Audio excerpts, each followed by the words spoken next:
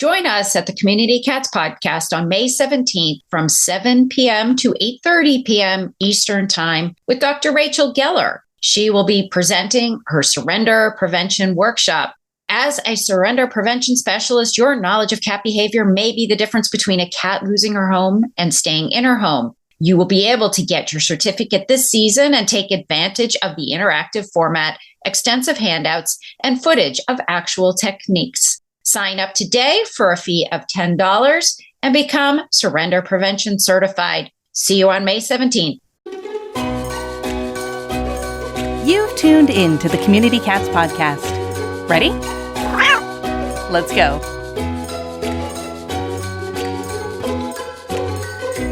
Welcome to the Community Cats Podcast. I am your host, Stacy LeBaron.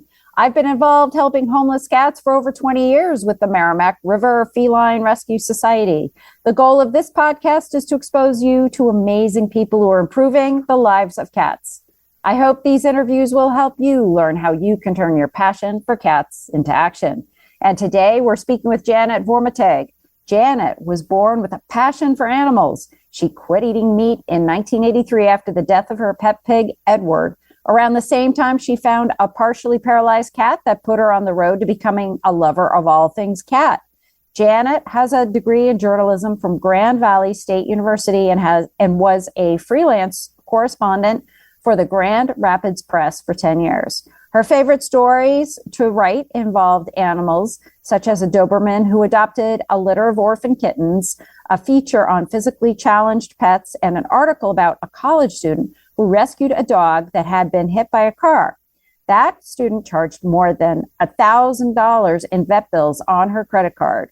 After that story ran, readers donated more than enough money to cover the vet bills, and Janet learned the power of the written word. In 2006, Janet started Cats and Dogs, a magazine devoted to companion animals. The free publication, supported by advertisers, promotes spay-neuter, features cats and dogs available for adoption, and has stories on anything pet-related. Cats and Dogs magazine was published monthly until 2018. At that time, it transitioned into a quarterly magazine. Janet has written 3 books about cats. You Might Be a Crazy Cat Lady If, volumes 1 and 2 are collections of short stories about cats in Janet's life, fosters, strays, and permanent residents. It's a humorous look at how easy it is to end up with too many cats. Her latest book, Cat Women of West Michigan, The Secret World of Cat Rescue, is a collection of stories about women Janet met while publishing Cats and Dogs magazine. Janet, I'd like to welcome you to the show. Thank you, Stacy. It's a privilege to be here today. So before we jump in and talk about all these incredible stories of people you've met and written about over the years, first and foremost, you shared a bit in your bio, but really, why are you passionate about cats? I think it started with that paralyzed kitten that I found. My husband and I were at a park. We went there to watch a sunset, and we heard something, and I thought it was a bird. He swore it was a cat, and we looked around, and he was right. It was a little black and white kitten. She was covered with fleas, and she looked bloated, and she couldn't use her back legs. So we did not see the sunset that night. Instead, we brought that little kitten home. And the next day, I took her to the vet, and he thought she was paralyzed, but he poked her tail with a pin, and she screamed. And she wasn't paralyzed. She just didn't have full use of those back legs. And he taught me how to squeeze her bladder to get her to pee. And she became my baby. That was at a time when I should have been having children, but I didn't. And instead, I had Lucy, and she's what started it all. So I know several folks who over the years have adopted kitties that have had to have their bladders expressed, and it's a great skill for folks to learn, actually. Did you find it difficult to learn how to do that? Yes. At first, we would hold her over the kitchen sink, and I couldn't do it. And then my husband tried, he couldn't do it. And he ended up taking her back to the vet the next day to get a lesson on how to do it.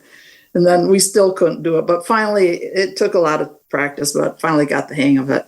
She could pee on her own, but she didn't always make it into the litter box. So I had to put newspapers down around the litter box because she always made it to the right area. But she never gained full use of those back legs again.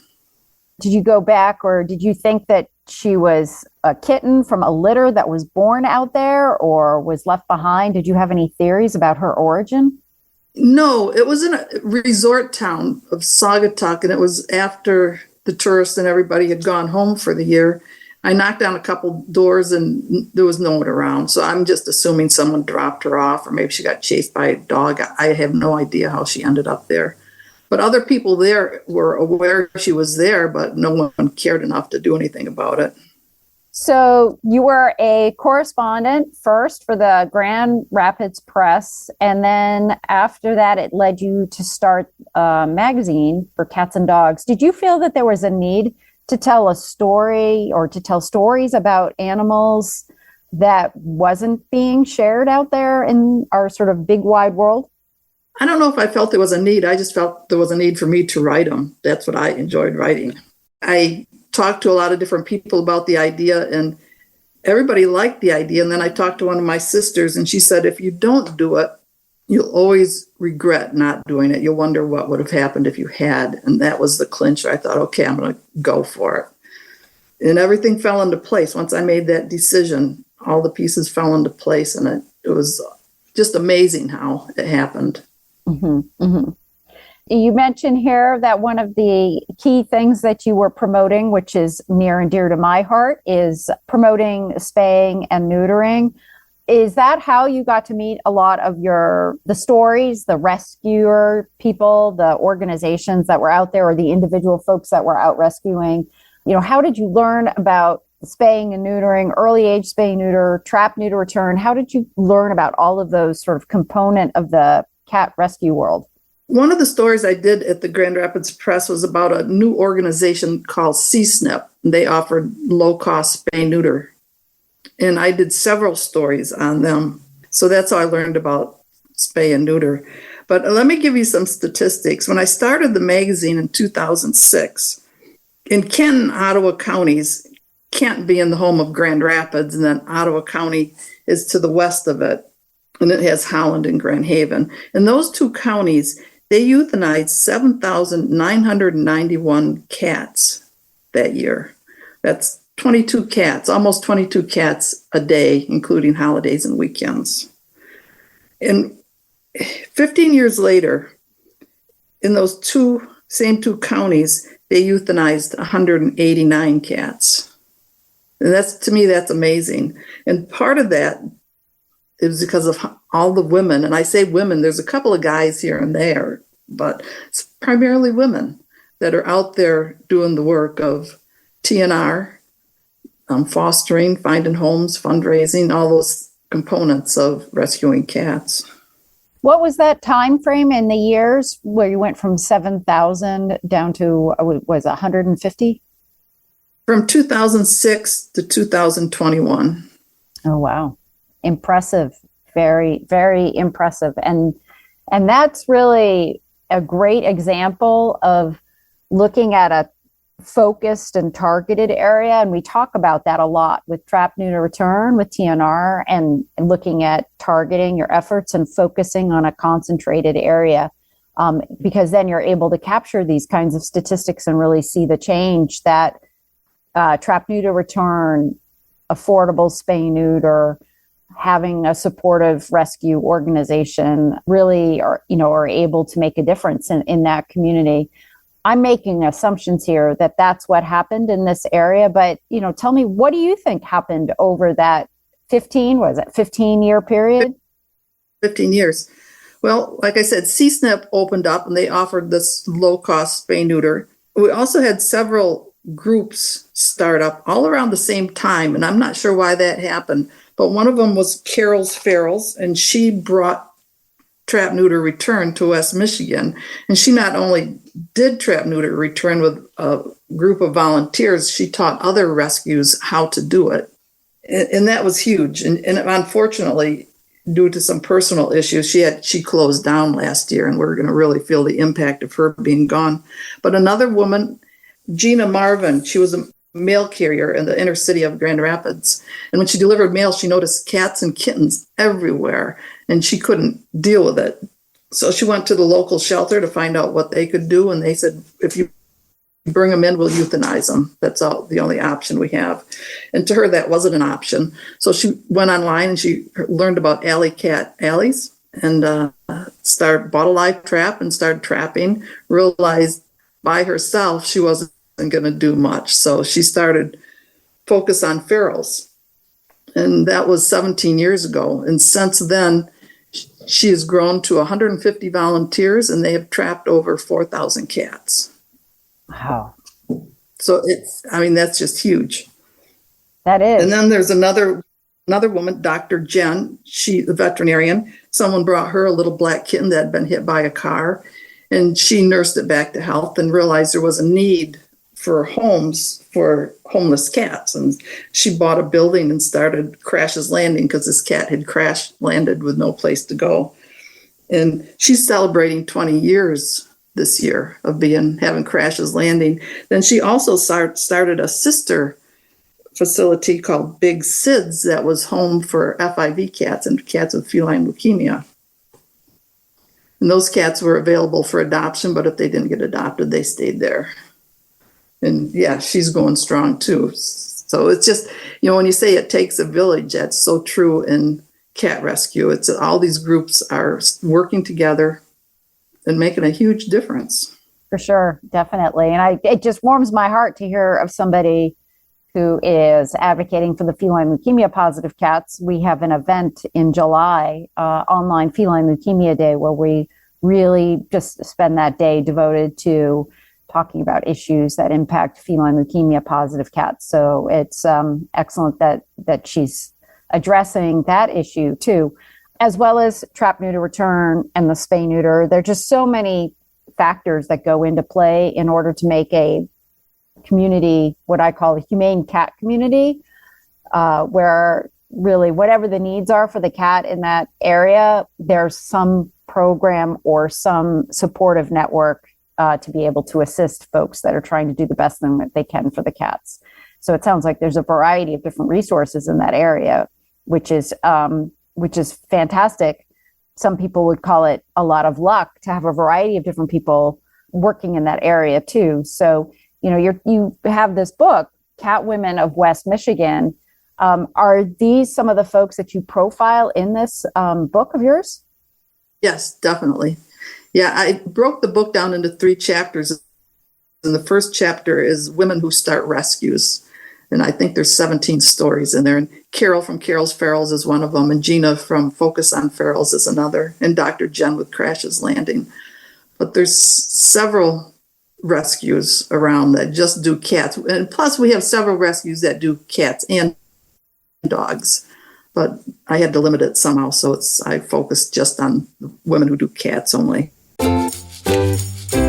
Do you want to make things easier on yourself and the others in your organization? Our friends at Dubert have teamed up with the Dallas Pets Alive and Spay Neuter Network teams, and together they have created the Companion Case Management module. It allows you to be more proactive with all your organization's needs, create cases for your clients, and organize them by type.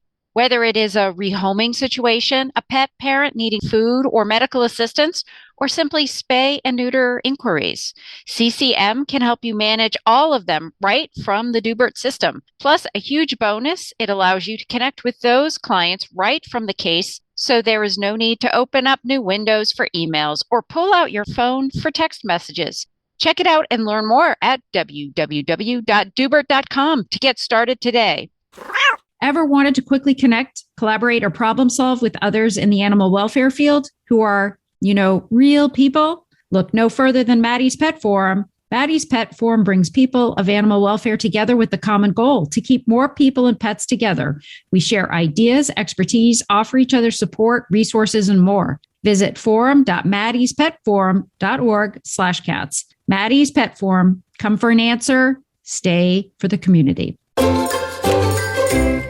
You said a lot of them started their rescues around the same time, and you weren't really sure why that happened. Now, if it's been, in some cases, 17, 18 years, you mentioned Carol's had closed down. I'm facing here in New England, organizations are challenged with succession planning or finding new people to keep the organization going. Is that happening in Western Michigan too? Well, Carol's closed down. At first, she looked for someone else to take over but then her name was on it. So she didn't want someone running it not the way she wanted it run. So she thought, I'm just going to shut it down and other people can step up. And one of her volunteers did step up and started another organization, that Feral Cat Solutions. And she's not a smaller scale, but still working with those street cats, getting them fixed. And that's what's so cool. There was another group I should mention, Vicky's Pet Connection. They're one of I think they are the first rescue group in West Michigan.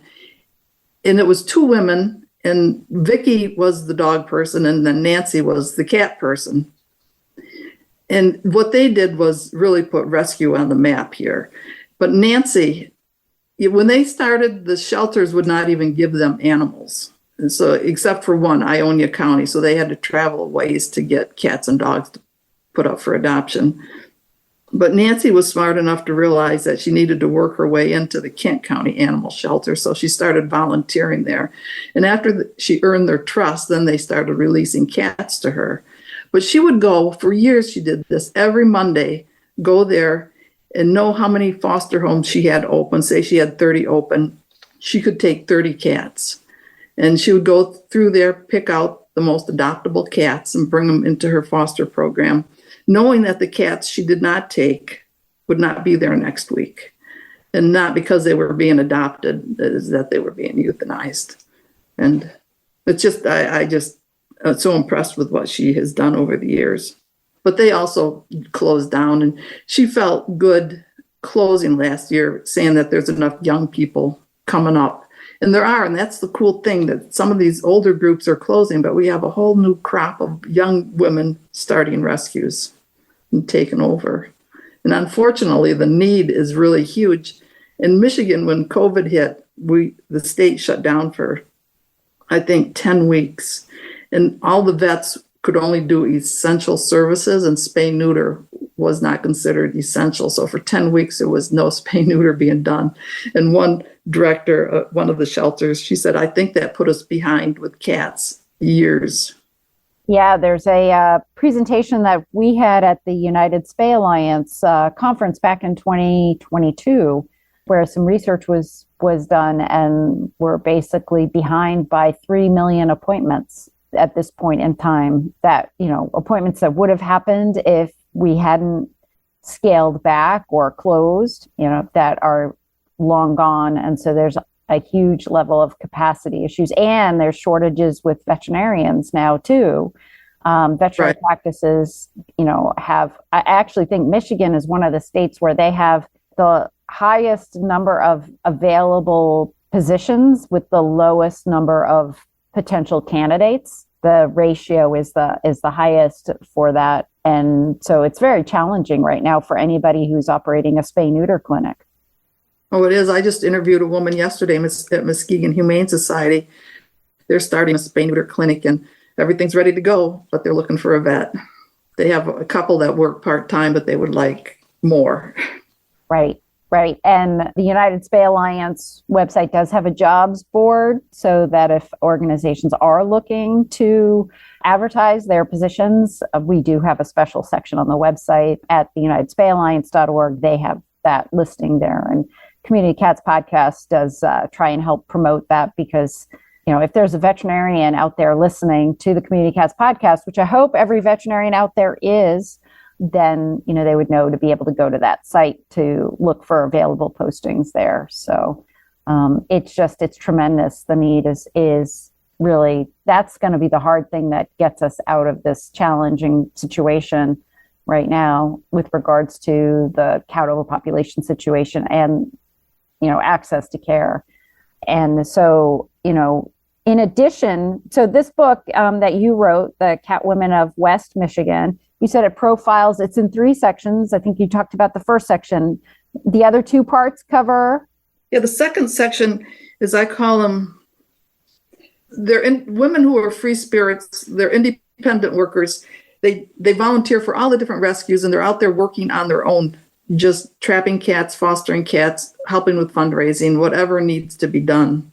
And they're working the front lines, getting their hands dirty. And it's amazing what they do. There's one woman, actually, her name's Sandy, and Dr. Jen nicknamed her Southside Sandy because she works on the south side of Grand Rapids. She was an in-home nurse going to people's homes. And again, just like Gina, she saw cats and started offering to get them fixed. And then she would start trapping some of them. And she always felt that if she trapped them and got them fixed and released them and they didn't have anyone to feed them, that she felt an obligation. So she started setting up feeding stations, and if they needed shelters, providing shelters. And another woman works with her, and they take turns every other day. Right now they have 17 feeding stations, so they go around and feed these cats. And a couple of winters ago I rode with her, and it's just amazing. These cats recognize the sound of her car and they come out running. And if they're friendly, she gets them into adoption programs. The one cat that I remember, his name was Lionel. She names all the cats, and these were at a dead-end street in a junkyard, basically, near train tracks. And so she named all the cats somehow related to trains. So Lionel, he was more interested in attention than he was food. Someone dropped him off or left him behind when they moved. And she eventually got him into Crash's Landing, and he got adopted. And I'm just amazed. And she spends money, and it's all out of her own pocket. A few people will donate to her, but mostly it's out of her own pocket, buying the food, getting the cats into adoption programs, paying for medical bills. Yeah, that's a big topic. I get emails almost weekly or more than once a week from a variety of different people who are out there helping cats on their own, and they're looking for help financially. There are just so many people doing this all on their own. And with the rising costs of pet food as well as the vet care, it's getting to be really tough. I mean, it was tough before, but I think it's getting even more challenging with the economy.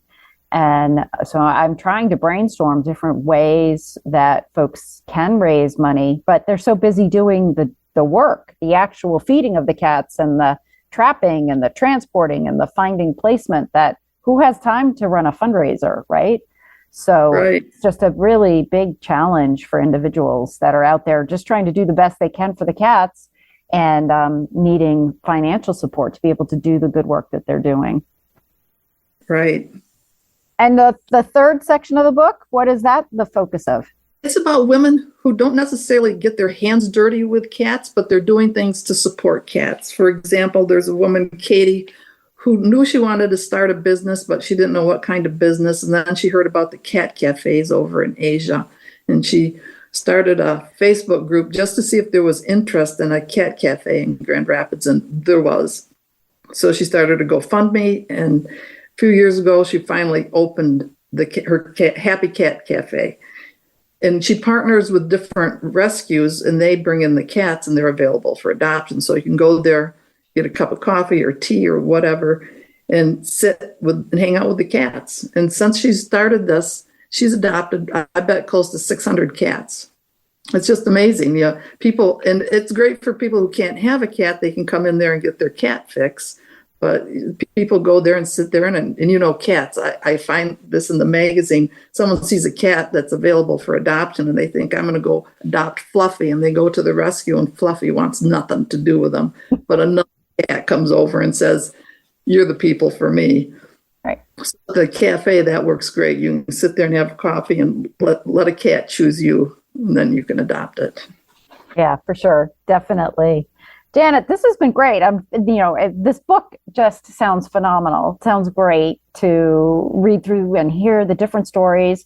I'm jealous of West Michigan. It sounds like there's an incredible supportive community, for cat rescuers and folks out there just trying to do the best for cats. And it's great that you're covering all of these different stories, bringing these women, as well as you said, some gentlemen and other folks out there helping cats, bringing their story forward. If folks are interested in finding out more about this book, and I know you've written some other books about cats, how would they do that? They're all on Amazon, so you go to Amazon, or I have a website. It's just my name, Janet Vormittag.com. And all the books are there, and you can buy them directly from me or, like I said, Amazon. Excellent. And we'll make sure that that link is in our show notes. Janet, do you have anything else that you'd like to share with our listeners today? There's just so many stories I'd love to share. There's another one, the women, there's a group called Hands for Paws, and they're women, they met at a local humane society, but they realized they all like doing crafts, from jewelry making to knitting to crocheting, quilting. And so that's what they do. They meet a few times a year, but they basically work on their own, and they make things, and they either sell them and donate the money to rescue, or they donate the items to the rescues that in turn can sell them. And I'm impressed with them. I think there's, I can't remember, 8, 9, 10 women in that group. And yeah, so the bottom line is anyone can do anything. I mean, no matter what your talents are, you can put them to use helping cats. And you don't necessarily have to get your hands dirty or foster, but just whatever you like to do. Excellent. Janet, I want to thank you so much for being a guest on the show and joining me today. And I hope we'll have you on again in the future. Great. It's been a privilege. I've really enjoyed talking to you and sharing the stories of all these amazing women. That's it for this week. Please head over to Apple Podcasts and leave a review. We love to hear what you think, and a 5-star review really helps others find the show. You can also join the conversation with listeners, cat caretakers, and me on Facebook and Instagram. And don't forget to hit follow or subscribe on Spotify, Apple Podcasts, Google Podcasts, YouTube, Stitcher, or wherever you listen to podcasts so you don't miss a single show. Thanks for listening, and thank you for everything that you do to help create a safe and healthy world for cats.